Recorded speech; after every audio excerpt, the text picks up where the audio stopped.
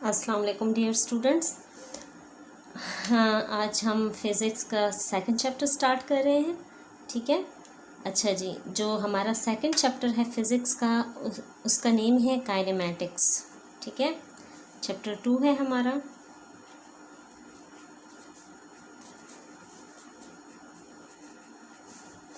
Chapter 2 kinematics. ठीक है, kinematics. तो पहले हम इस वर्ड पे गौर करेंगे कि काइनेमैटिक्स का मतलब क्या है। ठीक है, तो काइनेमैटिक्स क्या है? हमारे पास एक ग्रीक वर्ड है। ठीक है, it is a Greek word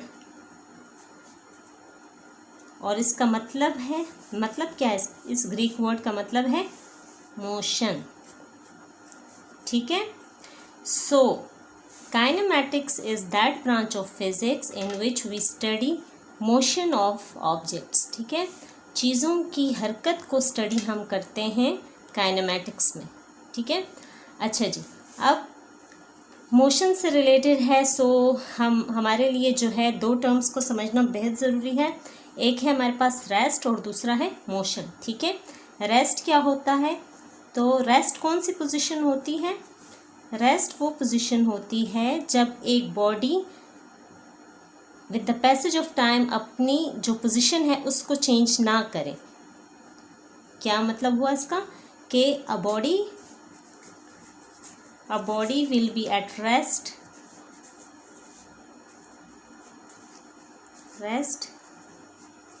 if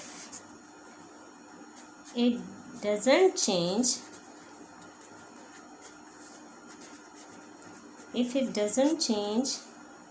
its position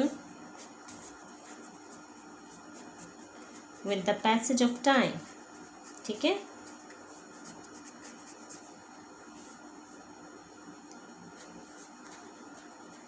passage of time.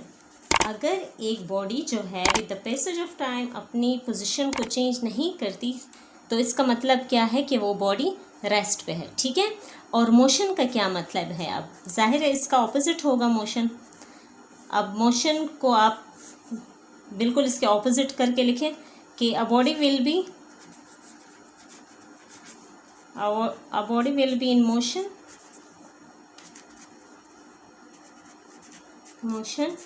if it changes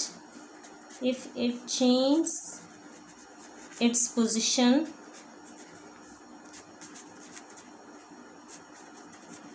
with the passage of time.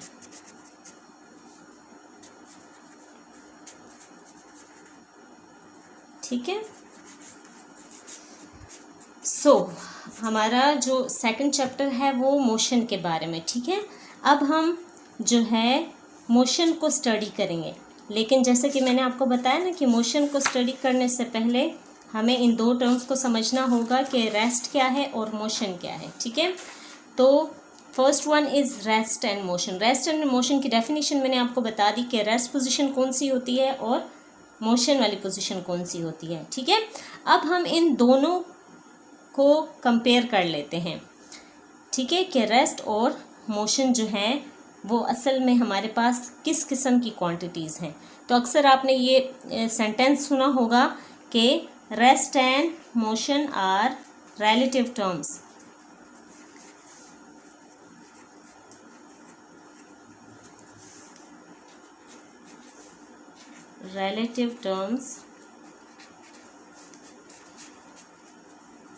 Not absolute. ठीक है, अब इसका क्या मतलब है कि रेस्ट और मोशन जो है ये एब्सोल्यूट टर्म्स नहीं है। क्यों?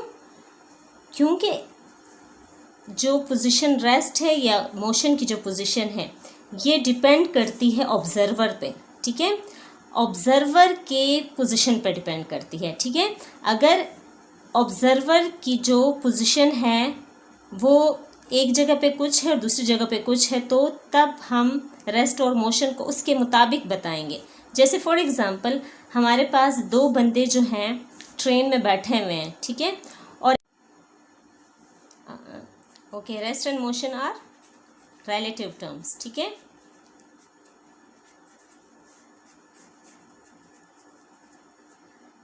अच्छा जी। अब जैसे देखें ट्रेन में जो लोग बैठे होते हैं और जो बाहर, तो उनको क्या लगता है कि जैसे हम रेस्ट पे हैं और बाहर जितनी चीज़ें हैं वो मोशन में हैं, ठीक है। लेकिन बाहर के बंदे को क्या लगता है कि ट्रेन जो है वो, ट्रेन में बैठे हुए लोग मोशन में है जबकि मैं रेस्ट पे हूँ, ठीक है। तो इसका मतलब ये हुआ कि रेस्ट और मोशन जो है एब्सोल्यूट वैल्यूज़ नहीं हैं। रेस्ट मोशन जो है वो कभी दूसरे ऑब्जर्वर के लिहाज से मोशन भी हो सकती है, वही जो मोशन वाली पोजीशन है किसी और बंदे के लिहाज से वो रेस्ट हो सकती है। So these two terms are relative terms. Okay, अब हम जो है कुछ टाइप्स ऑफ मोशन को स्टडी करेंगे, ठीक है। जैसे मोशन की भी टाइप्स है ना, क्योंकि मोशन जो है हमेशा स्ट्रेट मोशन तो नहीं होती, या हमेशा कर्व्ड मोशन भी नहीं होती, या हमेशा सर्कुलर भी नहीं होती। तो इसका मतलब क्या हुआ कि हमारे पास मोशन की भी टाइप्स हैं, ठीक है। सो टाइप्स ऑफ मोशन कौन सी हैं आपके पास, अपने पास नोट डाउन कर लेते हैं। हमारे पास है, फर्स्ट वन है ट्रांसलेटरी मोशन, ठीक है। Translatory motion. अब ट्रांसलेटरी मोशन क्या है? किसी बॉडी की मोशन जिसमें उसका फुल बॉडी इन्वॉल्व होता है, एज अ होल जो मोशन हो रही होती है उसको ट्रांसलेटरी मोशन कहते हैं, ठीक है। यानी changes in position of a body as a whole, ठीक है। कौन सी मोशन है translatory motion? Changes in position of a body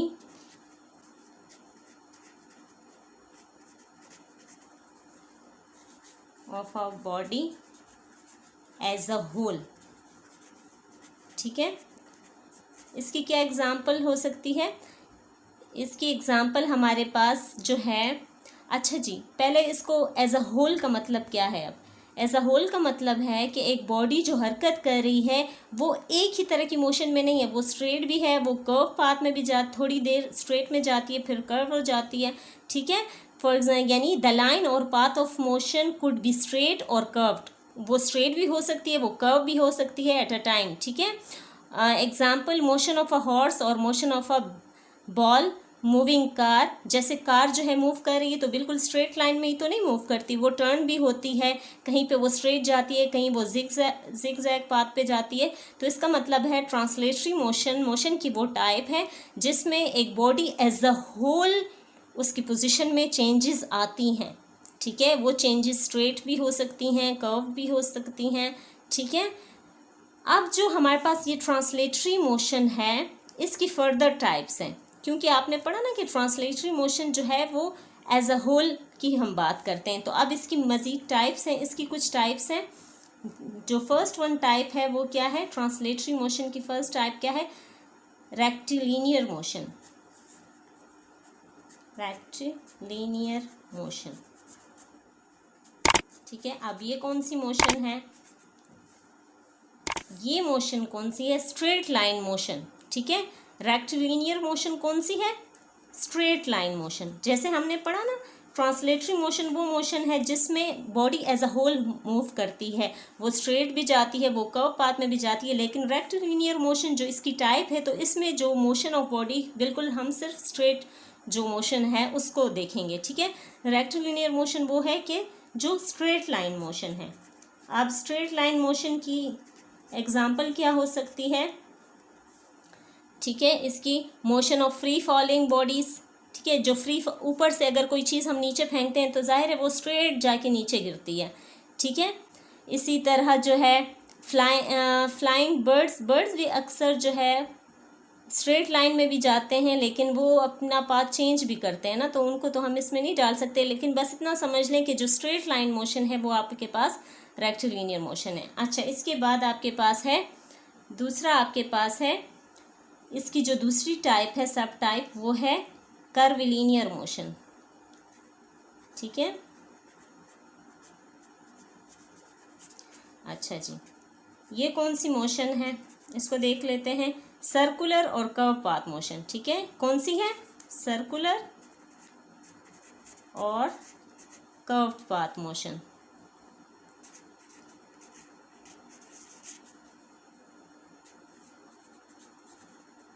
ये आपके पास कर्विलिनियर मोशन है। अच्छा जी, इसके एग्जाम्पल सोचें। बस जो भी मोशन आपके पास सर्कुलर पाथ में होगी, सर्कल का क्या मतलब है पता है ना, सर्कुलर मोशन हो या कर्व पाथ मोशन हो तो उसको हम कहेंगे कर्विलीनियर मोशन। ठीक है, ओके। इसके बाद हमारे पास है रैंडम मोशन, और ये सारी क्या है, ये तीनों सब टाइप्स हैं हमारे पास ट्रांसलेटरी मोशन की। ठीक है, ट्रांसलेटरी मोशन की हमारे पास ये सब टाइप्स हैं। अच्छा जी, थर्ड वन क्या है हमारे पास जो सब टाइप है, वो है रैंडम मोशन। ठीक है, अब रैंडम मोशन क्या है, इस के नेम से जाहिर हो रहा है ना। रैंडम मीन जो आपके पास एज अ होल बॉडी जो है रैंडमली मोशन करती है, कभी वो स्ट्रेट जा रही है, कभी वो जिगजैग पाथ में जा रही है, कभी वो वाइब्रेट हो रही है। ठीक है, सो हमारे पास रैंडम मोशन, इर्रेगुलर मोशन हम इसको कह सकते हैं। ठीक है, जो रेगुलर नहीं होती, मुख्तलिफ टाइम में मुख्तलिफ उसकी जो मोशन की पोजीशन है वो चेंज होती रहती है। ठीक है, रैंडम मोशन क्या है, इर्रेगुलर मोशन। ठीक है, कौन सी मोशन है, irregular motion. Irregular motion flight, अच्छा जी, जैसे फ्लाइट ऑफ बटरफ्लाई की जो मोशन है, ठीक है, वो क्या होती है, रैंडम होती है ना, क्योंकि मुख्तलिफ पाथ्स वो चेंज करती रहती है। और मोशन ऑफ गैस मॉलिक्यूल्स, ठीक है, ये भी है मोशन ऑफ गैस मॉलिक्यूल्स। जैसे गैस के जो मॉलिक्यूल्स होते हैं, जब हम गैस पे प्रेशर डालते हैं तो वो कंप्रेस हो जाते हैं। कंप्रेस होने से क्या होता है, जो उसके मॉलिक्यूल्स हैं वो एक दूसरे के करीब आ जाते हैं। लेकिन जब हम एक्सटेंशन करते हैं, तो वो जब हम गैस के ऊपर से पावर हटाते हैं तो वो एक्सटेंड हो जाते हैं। तो इसका मतलब क्या है कि रैंडमली उनकी मोशन होती है गैस मॉलिक्यूल्स की। ठीक है, कोई फिक्स उनकी नहीं होती, या रेक्टिलिनियर मोशन या कर्विलिनियर मोशन नहीं, बल्कि वो रैंडमली मूव करते हैं। ठीक है, अच्छा जी, हमारे पास मोशन की जो सेकंड टाइप है, ये तो हमारे पास मोशन की फर्स्ट टाइप की सब टाइप्स थी तीनों। ठीक है, अब मोशन की जो सेकंड टाइप है वो है रोटेटरी मोशन। ठीक है, रोटेटरी मोशन। अब रोटेटरी मोशन क्या है, इसके नेम से जाहिर हो रहा है, रोटेशन से निकला है ना रोटेटरी। तो rotation of a body as a whole around a fix axis. क्या है, रोटेशन ऑफ अ बॉडी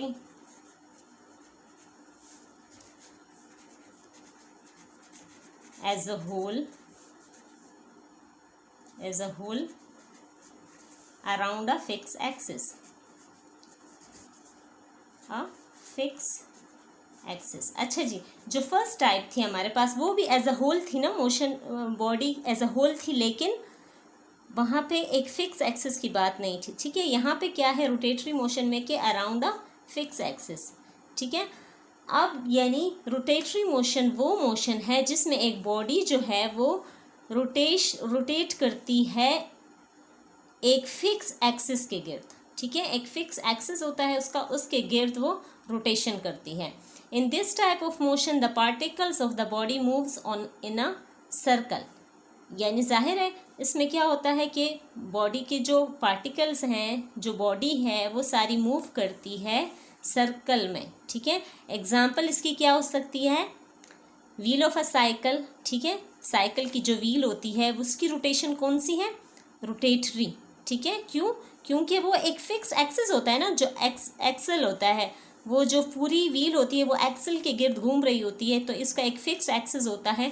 तो ये हमारे पास एग्जांपल है रोटेटरी मोशन की, क्योंकि रोटेटरी मोशन में भी हम यही पढ़ते हैं कि whole body as a whole जो है वो एक एक्सिस के गिर्द घूमती है। ठीक है, the hands of a clock के जो हैंड्स है वो भी क्या है, फिक्स एक्सिस होता है ना उनका, उसके गिर्द वो घूमती हैं। The wings of a turning fan, इसी तरह फैन के जो विंग्स होते हैं वो भी इर्द गिर्द जो है अपने एक्सिस के इर्द गिर्द घूमते हैं। ठीक है, सो ये हमारे पास था रोटेटरी मोशन का एग्जांपल्स मैंने आपको बता दी। अच्छा, इसके बाद है वाइब्रेटरी मोशन। थर्ड टाइप जो है हमारे पास मोशन की वो है vibratory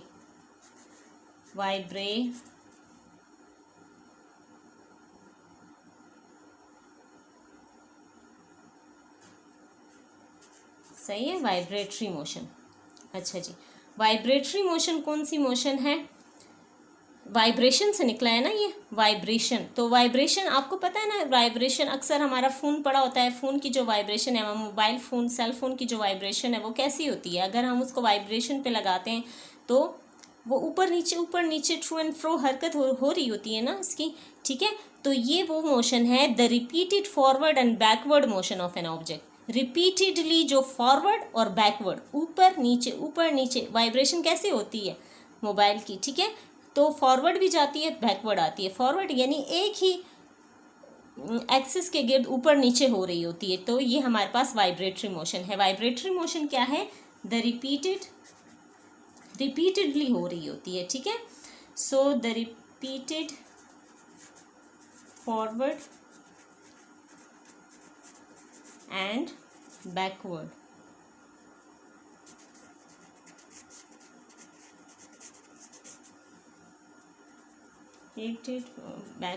forward and backward motion of an object, ठीक है,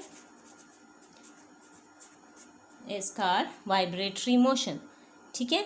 अच्छा, forward and backward motion of an object about it's main position. Main position होती है ना इसमें भी, वो जो जैसे मोबाइल की वाइब्रेशन हो रही होती है ना, ट्रू एंड फ्रो मोशन हो रही थी, ऊपर नीचे मोशन हो रही होती, कभी फॉरवर्ड कभी बैकवर्ड मोशन, तो around about a mean position, ठीक है।